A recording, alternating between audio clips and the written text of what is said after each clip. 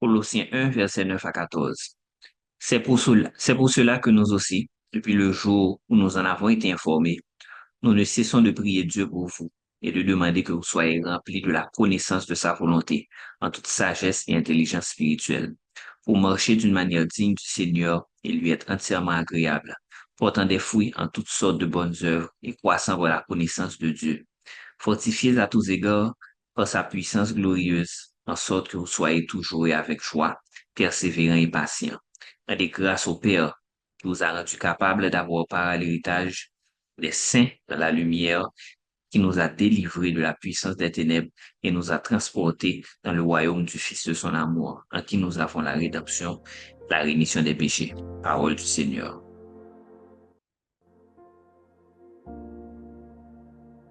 Amen, amen, amen. Faites-moi savoir si vous m'entendez bien, si le son ne fait pas obstacle à ma voix. Oh non, Dieu, je pensais que c'était ta voix qui était mélodieuse.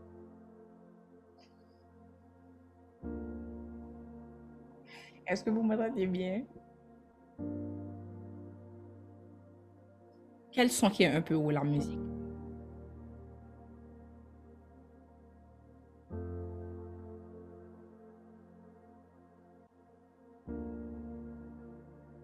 Si frère Jean-Luc peut apporter le micro pour moi.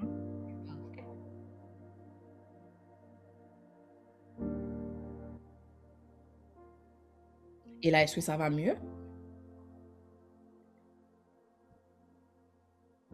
Ok, ça va. On n'aura pas besoin. Ok.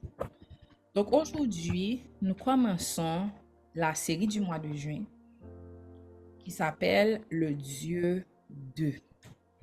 Et à travers cette série, en 4 enseignements, nous allons voir différents personnages bibliques et comment Dieu s'est manifesté à eux, comment la main de Dieu était sur leur vie et savoir aussi que ce Dieu est aussi notre Dieu. Donc, vu que la nature de Dieu ne change pas,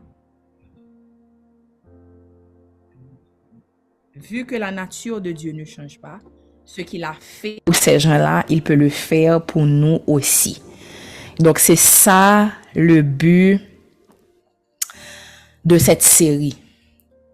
Et je prie vraiment que le Saint-Esprit touche vos cœurs à travers chaque enseignement pendant le mois de juin, qu'il ranime quelque chose en vous. S'il y avait un espoir qui était mort, si vous aviez oublié votre identité, si vous aviez perdu de vue ce que Dieu dit de vous ou ce qu'il peut faire à travers vous et dans vos vies, que cette série soit un rappel pour vous. Seigneur, on te dit merci, Papa. Merci pour ce mois de juin que tu nous permets de voir. Merci, Seigneur, pour tes bontés, Seigneur, qui se renouvellent pour nous chaque matin. Merci Seigneur pour la communauté et tout ce que tu fais à travers la communauté, Seigneur, pour toucher le cœur, pour toucher les vies, Papa. Merci Seigneur pour cette nouvelle série. Papa, nous t'invitons, Seigneur. Toi seul es digne, Papa, de recevoir la louange et la gloire. Merci Seigneur pour tout ce que tu vas faire à travers cette série. Merci Seigneur parce que tu marches déjà devant nous, Papa. Tu ferais un sentier pour nous. Je déclare dans le nom de Jésus que cette série est une série qui guérit, que cette série est une série qui exhorte, que cette série est une série qui transforme. Dans ton nom précieux, Seigneur Jésus, nous prions. Amen. Amen, amen, amen. Le Dieu de. Aujourd'hui, nous allons voir le Dieu de Marie de Béthanie. Le Dieu de Marie de Béthanie. Écrivez dans le chat, le Dieu de Marie de Béthanie. C'est le premier personnage que nous allons voir, Marie de Béthanie. Et Jésus avait dit que on parlerait d'elle jusqu'à la fin des temps. Donc aujourd'hui, nous continuons the legacy. Nous continuons cet héritage-là que Marie de Béthanie nous a laissés. Et nous allons voir de près sa relation avec le Seigneur. Et nous allons voir tout ce que nous pouvons apprendre de cette relation. Pas tout, nous allons voir certains points, mais je prie que le Saint-Esprit continue à vous révéler bien d'autres choses encore dans votre temps personnel avec Dieu. Et qu'à travers la vie de Marie de Béthanie, que quelque chose s'allume à l'intérieur de vous pour que vous sachiez que le Dieu de Marie de Béthanie est aussi votre Dieu. Donc, nous allons prendre ensemble dans le livre de Luc, chapitre 10, versets 38 à 42. Luc, chapitre 10, 38 à 42. Version Bible du Semeur. Pendant qu'ils étaient en route, Jésus entra dans un village. Là, une femme nommée Marthe l'accueillit dans sa maison. Elle avait une sœur appelée Marie. Celle-ci vint s'asseoir aux pieds de Jésus et elle écoutait ce qu'il disait. Pendant ce temps, Marthe était affairée aux multiples travaux que demandait le service. Elle s'approcha de Jésus et lui dit, « Maître, cela ne te dérange-t-il pas de voir que ma sœur me laisse seule à servir? Dis-lui donc de m'aider. » Mais le Seigneur lui répondit, « Marthe, Marthe, tu t'inquiètes et tu t'agites pour beaucoup de choses. Il n'y en a qu'une seule qui soit vraiment nécessaire. Marie a choisi la meilleure part et personne ne la lui enlèvera. » Amen. Donc, on connaît tous, en tant que chrétiens, l'histoire de Lazare. On sait que Lazare était l'ami de Jésus, l'ami qu'il avait ressuscité des morts. Mais un autre point important, c'est que Lazare avait deux sœurs, Marthe et Marie, et qu'on voit à travers les évangiles que Jésus avait une relation assez serrée avec ses trois frères et sœurs. Il était souvent chez eux. Mais dans cette partie-là, ce chapitre dans Luc, nous montre une scène où Marthe, on peut voir un peu la différence entre Marthe et Marie, où Marthe semble être quelqu'un qui était elle voulait que tout se passe bien et tout ça. Et Marie on la retrouve souvent à travers les évangiles dans la même position, qui est au pied de Jésus en train d'écouter. Ça veut dire que Marie et probablement Marthe également étaient des disciples. Elles étaient des disciples de Jésus. Et là, on voit que Marthe était affairée, elle était occupée avec toutes les choses que vous savez, si vous avez l'habitude de recevoir, tout ce que ça demande. S'assurer que l'espace est propre, s'assurer que les gens ont de quoi manger et tous ces détails qui rentrent dans recevoir. Et là, elle s'est fâchée parce que Marie ne l'aidait pas. Et là, on peut être un peu surpris de la réponse de Jésus qui dit, « Marthe, Marthe, tu t'inquiètes et tu t'agites pour beaucoup de choses. Il n'y en a qu'une seule qui soit vraiment nécessaire. Marie a choisi la meilleure part et personne ne la lui enlèvera. » Le premier point que je veux voir avec vous, frères et sœurs, ce soir, c'est que le Dieu de Marie de Béthanie est un Dieu qui prête attention et qui voit. Le Dieu de Marie de Béthanie est un Dieu qui prête attention et qui voit. Il est un Dieu qui voit les choses qu'on pense qu'il ne voit pas. Il est un Dieu qui voit ce qui se passe dans le lieu secret. Il est un Dieu qui voit même le plus profond de nos cœurs. Et c'est pour ça qu'on l'appelle El Roi, le Dieu qui me voit. Si vous ne saviez pas, ou si vous aviez oublié aujourd'hui que Dieu est un Dieu de détails et qu'il n'y a rien qui est caché devant lui, que Marie de Béthanie soit pour nous un rappel que notre Dieu, notre Seigneur, il est un Dieu qui voit, parce qu'il prête attention et rien n'est caché devant lui. Proverbe 15, verset 3 nous dit, « L'Éternel voit ce qui se passe en tout lieu. Il observe tous les hommes méchants et bons. » Proverbe 15, verset 3. L'Éternel voit ce qui se passe en tout lieu. Il observe tous les hommes, méchants et bons. Les yeux de l'Éternel sont sur nous en tout temps. Et il voit. Parce qu'il y a plusieurs personnes ce soir qui peuvent traverser des choses où ils sentent dans leur chair que les yeux de l'Éternel ne sont plus sur eux, ou que Dieu ne réalise pas, ou qu'il ne voit pas. Mais la nature de Dieu ne change pas. Chez lui, il n'y a aucune ombre de variation. Donc sa nature est la même hier, aujourd'hui et éternellement. C'est un Dieu qui prête attention aux détails et c'est un Dieu qui nous voit. Ses yeux sont sur nous. Dans Luc 19, versets 1 à 10, la parole de Dieu nous dit, dans la version Bible du Semeur, Jésus entra dans la ville de Jéricho et la traversa. Or, il y avait là un nommé Zachée. Il était chef des collecteurs d'impôts et riche. Il cherchait à voir qui était Jésus, mais il ne le pouvait pas à cause de la foule car il était petit. Alors, il courut en avant et grimpa sur un sycomore pour voir Jésus qui devait passer par là. Lorsque Jésus fut parvenu à cet endroit, il leva les yeux et l'interpella. Zachée, dépêche-toi de descendre, car c'est chez toi que je dois aller loger aujourd'hui. Zachée se dépêcha de descendre et reçut Jésus avec joie. Quand les gens virent cela, il y eut un murmure d'indignation. Ils disaient, voilà qu'il s'en va loger chez ce pécheur. Mais Zachée se présenta devant le Seigneur et lui dit, Seigneur, je donne la moitié de mes biens aux pauvres et si j'ai pris trop d'argent à quelqu'un, je lui rends 4 fois plus.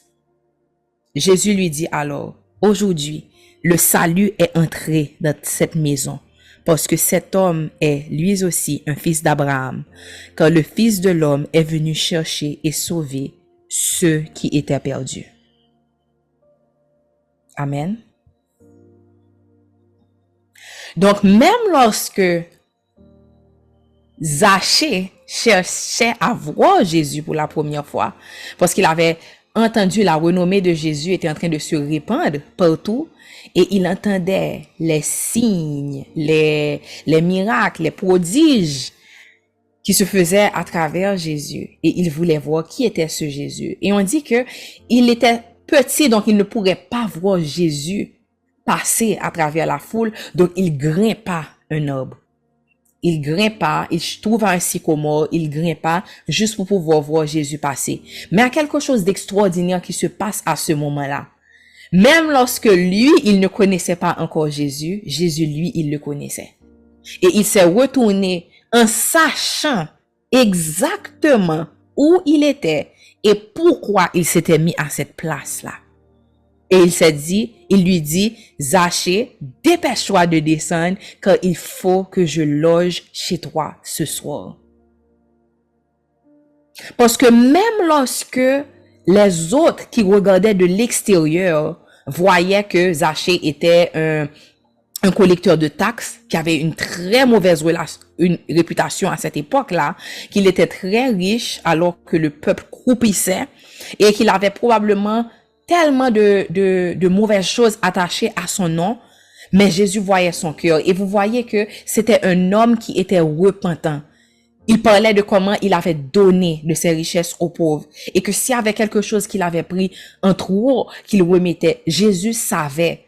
Avant même qu'il fasse le contact, avant même qu'il dise à Zachée de descendre parce qu'il allait loger chez lui, la chose la plus importante à savoir, c'est que Jésus, il prêtait attention et il le voyait. Donc de la même façon, ce même Jésus qui est encore vivant aujourd'hui et qui nous donne son Saint-Esprit, qui vit en nous, à nous qui croyons en son nom, il nous voit et il nous connaît. Il n'y a absolument rien que tu puisses traverser aujourd'hui qui est inconnu à Dieu. Dieu, il te voit. Il voit ce que tu traverses. Il connaît la saison dans laquelle tu es. Il sait tout. Il connaît tes peurs. Il connaît tes faiblesses. Il connaît tes soucis. Et ça, c'est quelque chose à savoir que Dieu, sa face n'est pas, il ne détourne pas sa face de nous, mais il nous connaît. Tout est à nu et à découvert devant lui. Le même Dieu qui connaissait le cœur de Marie de Béthanie, qui savait pourquoi elle avait cette position, pourquoi elle était assise à ses pieds.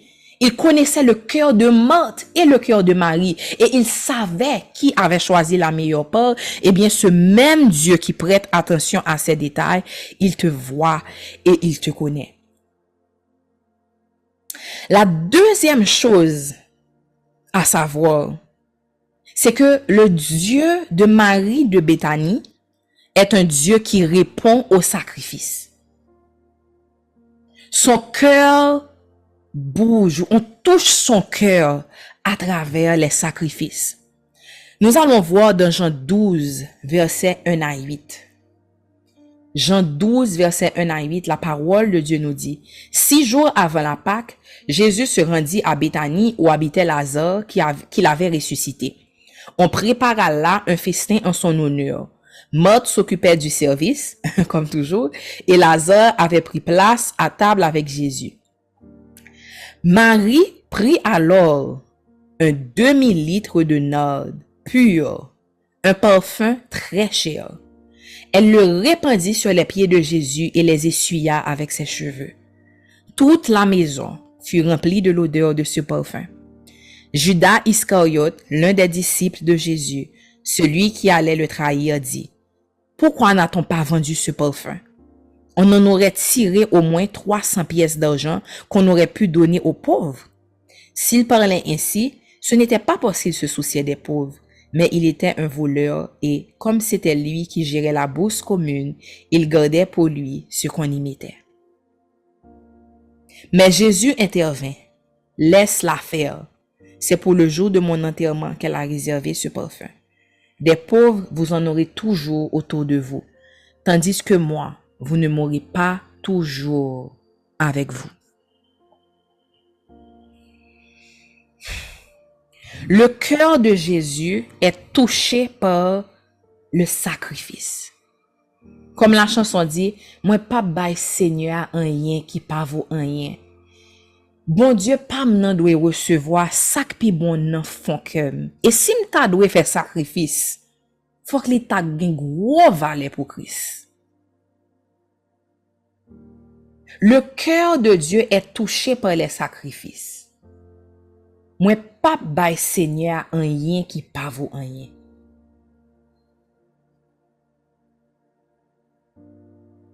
Donc lorsque Marie de Béthanie a répandu ce parfum, et on vous dit que qui coûtait très cher. Et on dit même que la quantité, la valeur de ce parfum, c'était l'équivalent d'1 an de salaire. Donc nous, en retour, on peut voir que notre dévotion à Dieu doit être totale. Nous devons donner à Dieu une dévotion sans compter, sans mesure, sans réserve. On a vu la semaine passée que lorsque Jésus parlait du royaume des cieux, il disait toujours que le royaume de Dieu est comme quelqu'un qui découvre un trésor, qui le sert et qui va vendre tout ce qu'il a pour aller acheter ce trésor. Ça veut dire que le Dieu que nous servons est un Dieu qui tient à ce que nous sachions quel est le prix, quelle est la valeur de ce qu'il nous offre. Quelle est la valeur de le connaître.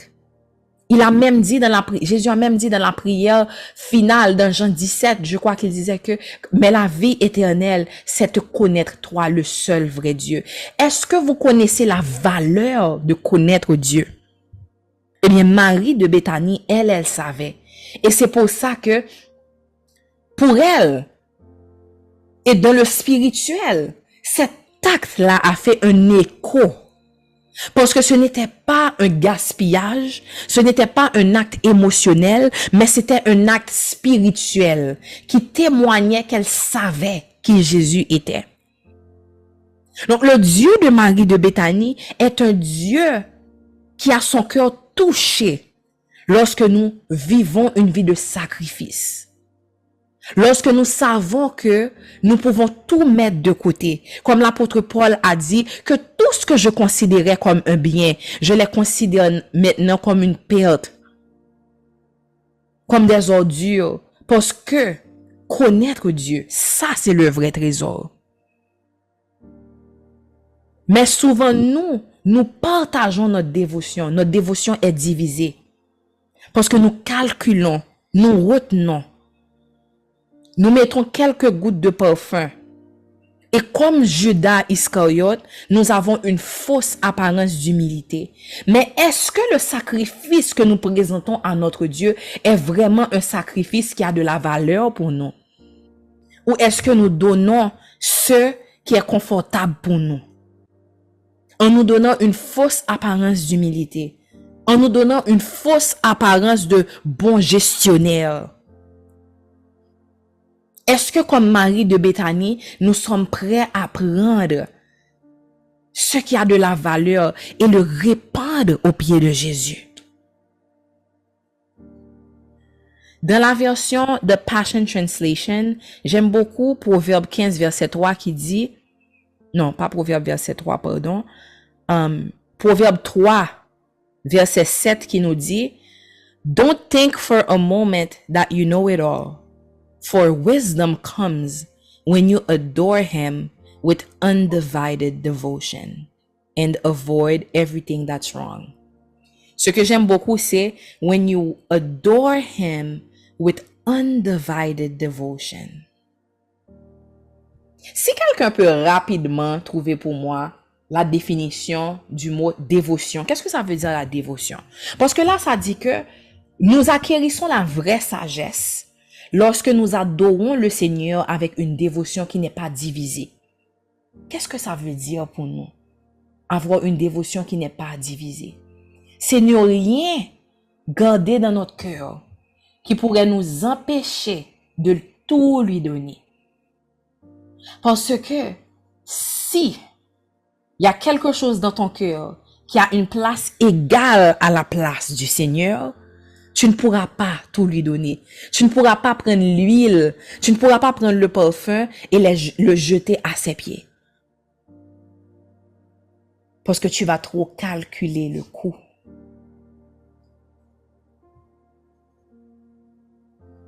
J'aime beaucoup attachement fervent. Oh, merci Anne-Marjorie. Sacrifice that goes beyond convenient. Oui, les amis, comment on prononce ça? C'est pas quelque chose qui nous garde dans notre zone de confort. Loyalty and love or care for someone or something. Love, loyalty or enthusiasm for a person, activity or a cause. Donc là, la parole de Dieu nous dit que la vraie sagesse, on l'acquiert lorsqu'on adore le Seigneur notre Dieu avec une dévotion qui n'est pas divisée. On ne sert pas, lorsqu'on ne sert pas un Dieu de Jésus est, lorsqu'on n'a pas une culture de Jésus est, lorsqu'on sait que He is the prize, il est la récompense. Il est la récompense ultime. Et qu'il n'y a absolument rien sur cette terre qui peut nous donner ce que lui, il peut nous donner. Et qu'une relation, une vraie relation avec lui, c'est le plus grand trésor que vous pourrez jamais avoir. Amen. Marie de Béthanie, elle savait. Et elle savait que son Dieu était un Dieu, et encore un Dieu, qui est ému par le sacrifice. Et comme on avait dit, je crois, la semaine passée, en tant qu'enfant de Dieu, en tant que citoyen du royaume, certaines fois, ça ne va pas venir tout naturellement. Et c'est pour ça qu'on est appelé à crucifier la chair. On est appelé à ne pas toujours faire ce qu'on a envie de faire. Ne vous sentez pas mal si vous n'avez pas tout de suite cet élan-là. Mais la chose, c'est que vous ne devez pas vous dire, ah, je ne ressens pas, je n'ai pas l'élan. Mais vous devez cultiver un cœur de sacrifice. Vous devez cultiver une vie de sacrifice. Et ça se fait à travers différentes choses à travers donner la dîme et les offrandes de façon régulière, même lorsque ta logique te dit que tu n'as pas assez en ce moment pour donner. Il y a différentes choses que Dieu nous donne comme ressources pour pouvoir exercer notre foi. Si vous donnez seulement lorsque vous avez quelque chose qui rentre ou vous voyez vraiment d'où ça va sortir lorsque ça fait du sens pour vous, quel sacrifice faites-vous vraiment? Est-ce que vous pourrez vraiment dire, moi pas bail Seigneur un rien qui pas vaut rien?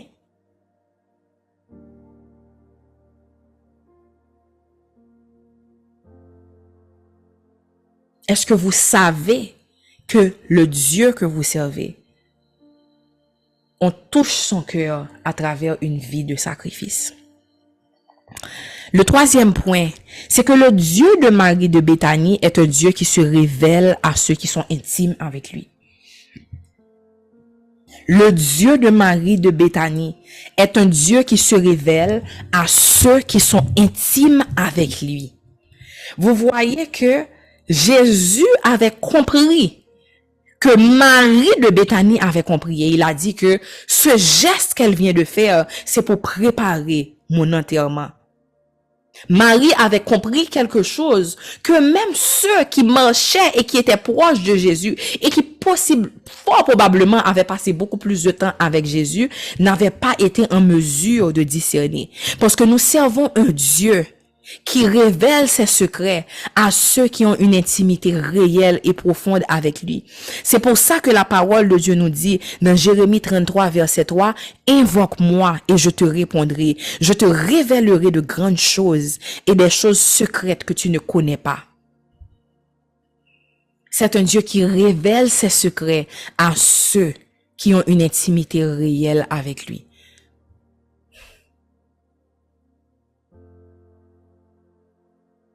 Je vais vous poser une question. C'est quand la dernière fois où vous êtes resté tranquille juste pour passer du temps avec lui? Sans sermon, sans musique, sans quelque chose pour occuper votre esprit. Mais juste parce que vous sentez que vous avez envie de passer du temps avec lui. Ça, c'est l'intimité réelle. Et on fait partie d'une génération qui essaie toujours d'occuper le silence. On pense toujours que le silence doit être rempli avec quelque chose. Et souvent, on se retrouve à faire des choses religieuses comme mettre un sermon dans le background, mettre une musique dans le background. Mais nous n'avons jamais développé cette culture de s'asseoir sans bruit, sans rien. Et laisser le Saint-Esprit toucher nos cœurs. Laisser le Saint-Esprit nous révéler des choses. Laissez le Saint-Esprit nous apporter des réponses à des questions qu'on se pose. La plupart d'entre nous, on ne le fait pas. Et c'est ça l'intimité réelle. Une fausse intimité demande toujours de remplir l'espace.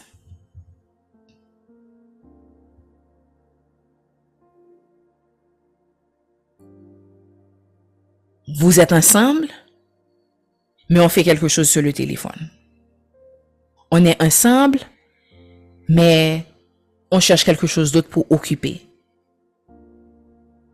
Et on pense que c'est de l'intimité, mais c'est pas de l'intimité en fait.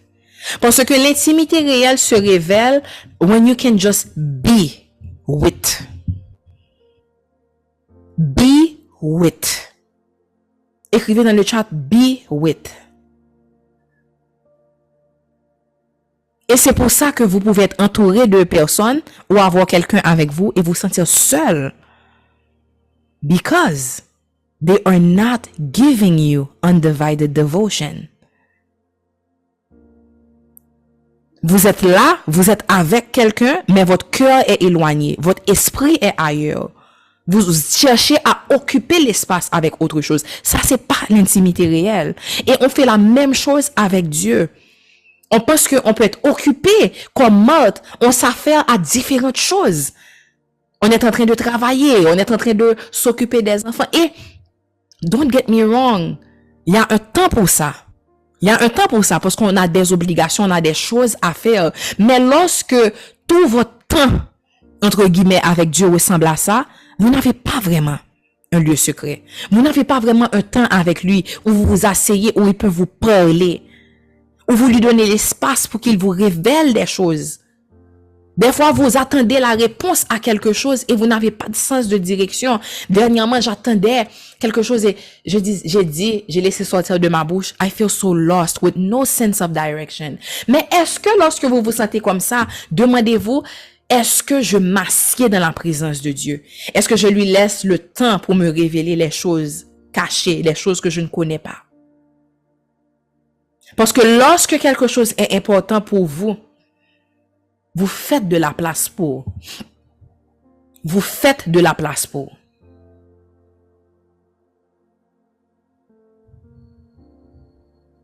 Quand quelque chose est important, vous faites de la place pour. Vos priorités et l'affection de votre cœur est toujours révélée par ce qui vient en dernier plan. It speaks for itself. You don't need to say, oh, this is important to me. Cette chose est importante pour moi. Cette communauté est importante pour moi. Cette personne est importante pour moi. Mon mari, ma femme est importante pour moi. Les mots ne veulent rien dire. C'est l'espace que tu crées pour. Et si tu ne crées pas, ça dit tout. C'est la même chose qu'on fait avec Dieu. Tu ne peux pas dire que tu as une relation avec Dieu lorsque tu es une morte. Lorsque tu es occupé par différentes choses et qu'il y a quelque chose qui se passe en ce moment que tu n'es pas capable de saisir. Le Dieu de Marie de Béthanie est le Dieu de la meilleure part. Ça veut dire quoi la meilleure part? Ça veut dire que vous serez toujours entouré par des choix. Vous aurez toujours des options. Vous aurez toujours des choses qui se battent pour votre attention. Mais Dieu est un Dieu de la meilleure part. Lorsque vous avez vraiment la sagesse de Dieu, vous allez dire que, OK, there are a lot of things right now fighting for my attention. But God, what is my focus right now? That if I don't look, I will lose it forever. Que ce que tu es en train de me dire là maintenant, que si maintenant je ne pose pas pour entendre, I lose it. Je perds pour toujours. L'instruction, la direction. Je perds. La meilleure part, ça veut dire quoi? Ça veut dire que ce que Marthe faisait était important, mais pas pour le moment précis. Et lorsqu'on a vu dans la série Discerne ta saison, on a vu la même chose. On reconnaît quelqu'un qui est vraiment sage à la personne qui sait identifier ses priorités, qui se laisse guider par le Saint-Esprit pour savoir où son attention, où son focus doit aller dans chaque saison de sa vie. Pas quelqu'un qui est dans tous les sens. Écrivez dans le chat le Dieu de la meilleure part. Oui, c'est le Dieu de la meilleure part. Dans Psaume 25, verset 14, la parole de Dieu nous dit: L'Éternel confie ses desseins aux hommes qui le craignent, il les instruit de son alliance. J'aime beaucoup ce verset. La version de Passion Translation dit: There's a private place reserved for the devoted lovers of Yahweh, where they sit near him and receive the revelation secrets of his promises. There is a private place reserved for the devoted lovers of Yahweh, where they sit near him and receive the revelation secret of his promise. Amen. Dans la version English Standard Version, ça dit: The friendship of the Lord is for those who fear him, and he makes known to them his covenant. La version Louis II nous dit, Psaume 25, verset 14, L'amitié de l'Éternel est pour ceux qui le craignent, et son alliance leur donne instruction. Psaume 25, verset 14. Quel beau verset. Ça nous montre que lorsqu'on est ami de Dieu, il nous révèle ses secrets. il nous parle, il nous instruit, il nous rappelle les promesses qu'il a sur nos vies. Que même lorsqu'on traverse la vallée de l'ombre de la mort, même lorsqu'on traverse les difficultés, je ne crains aucun mal, car tu es avec moi. Quand il y a trop de bruit autour de toi, quand tu ne sais pas choisir la meilleure part, tu oublies qu'il est avec toi parce que tu ne l'entends plus. Au milieu de tes difficultés, au milieu de toutes ces choses-là. Et ça nous amène au dernier point, le point 4, que le Dieu de Marie de Béthanie est un Dieu qui donne la paix à ceux qui gardent les yeux fixés sur lui. Le Dieu de Marie de Béthanie est le Dieu qui donne la paix à ceux qui gardent les yeux fixés sur lui. Pendant que Pierre allait dire, mais non Jésus, qu'il allait rejeter ce que Jésus avait dit au sujet de sa mort et de sa résurrection. Pendant que les disciples refusaient d'accepter lorsque Jésus disait que sa mort était proche et qu'il allait devoir souffrir, silencieusement, Marie de Béthanie est venue avec ce parfum qu'elle a répandu en sachant que la mort de Jésus allait venir. Because she had peace about it. Parce que son Dieu, c'est un Dieu qui donne la paix à ceux qui gardent les yeux fixés sur lui. Donc c'est pour ça que lorsque le moment était arrivé et lorsque Jésus avait arrêté de parler en parabole et parlait clairement de sa mort à venir, son cœur était en paix. Contrairement aux autres disciples qui étaient agités par toutes sortes de choses. Parce que notre Dieu, il donne la paix à ceux qui gardent les yeux fixés sur lui. Matthieu 13, verset 22 nous dit,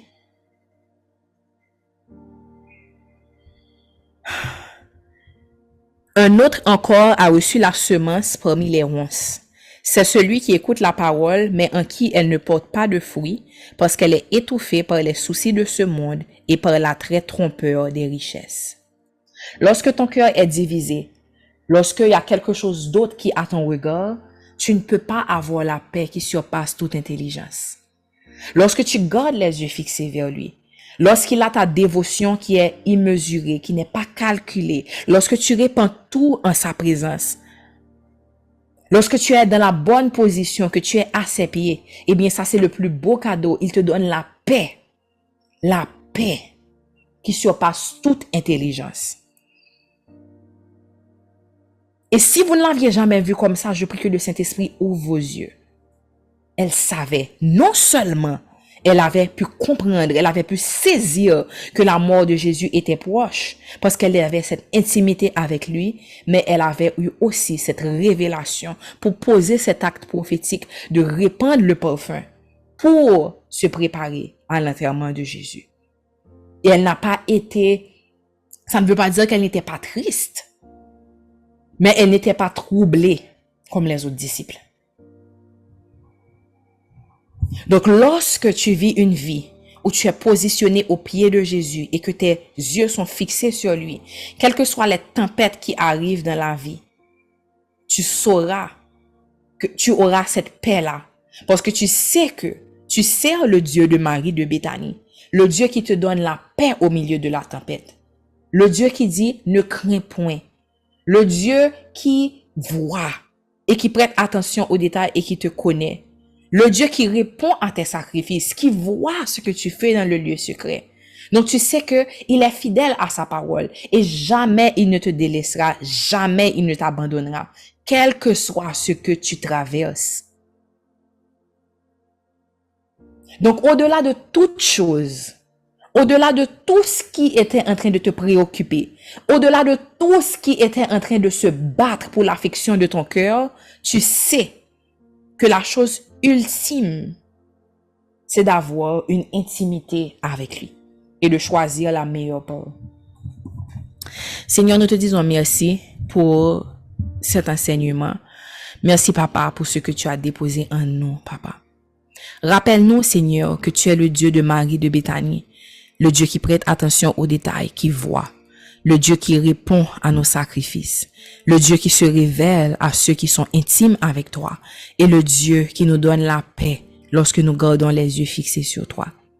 Seigneur, quel que soit ce qu'ils traversent aujourd'hui, quelle que soit leur inquiétude, que tu leur rappelles, Seigneur, que Tu nous donnes la sagesse et tu te révèles à nous lorsque toute l'affection de notre cœur est dévouée pour toi. Que tu touches leur cœur cet après-midi. Dans ton nom précieux, Seigneur Jésus, je te prie. Amen. Et très important, on a en général les devoirs, pas vrai, qu'on fait en cellule après les enseignements. Eh bien, pour cet enseignement-là, on ne va pas vous envoyer des questions, mais tout le monde, je vous encourage à download l'application Solfi, qui est mon application mobile. Il y a gratuitement pour ceux qui ont l'application une dévotion qui s'appelle At His Feet. OK? C'est accessible même à ceux qui n'ont pas l'option payée. J'ai mis les informations sur le chat. L'application s'appelle Solfi. Vous téléchargez et puis vous créez un compte avec un email et un mot de passe. Dans la section dévotion, vous allez voir une dévotion qui s'appelle At His Feet. Et c'est une dévotion de 5 jours autour de Marie de Béthanie. Et ça a été écrit pendant la saison des fêtes pour vraiment rappeler qu'on devait focus sur ce qui compte vraiment. Mais peu importe, c'est quelque chose que vous pouvez regarder dans chaque saison. Donc, je vous encourage, ceux qui ont des cellules, à le faire avec votre cellule. Donc, téléchargez l'application. Et à la fin aussi de chaque jour, chaque dévotion, il y a des questions. Il y a des questions de réflexion avec versets. Donc, je vous encourage vraiment, télécharger l'application. Et comme je vous dis, juste créer le compte. Vous n'êtes pas obligé d'avoir l'option payée. Vous allez voir qu'il y a des dévotions qui sont seulement accessibles à l'option payée. Il y a des choses qui sont seulement accessibles. Mais pour ça, vous n'avez pas besoin de l'option payée. Donc, c'est ça. Quelqu'un a demandé comment faire pour être dans une cellule. Si vous pouvez partager le poster des responsables de cellule.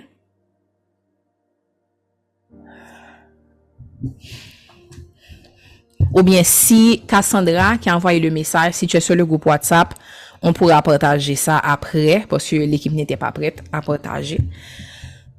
Donc c'est ça. Écrivez dans le chat, faites signe, envoyez un emoji si vous êtes prêts pour faire la dévotion. C'est 5 jours. Donc ça vous donne vraiment le temps de le faire avant notre prochain enseignement. Ça vous donne la chance de vraiment aller plus en profondeur sur ce que ça veut dire choisir la meilleure part, comment garder les yeux fixés sur Jésus. Et non seulement ça, aussi partager avec des gens qui partagent la même foi, avec des gens qui pourront partager avec vous ce que Dieu fait dans leur cœur à travers cette dévotion. Donc c'est ça. Soyez bénis, filles et fils du roi, et à demain matin pour la prière du matin. Soyez bénis.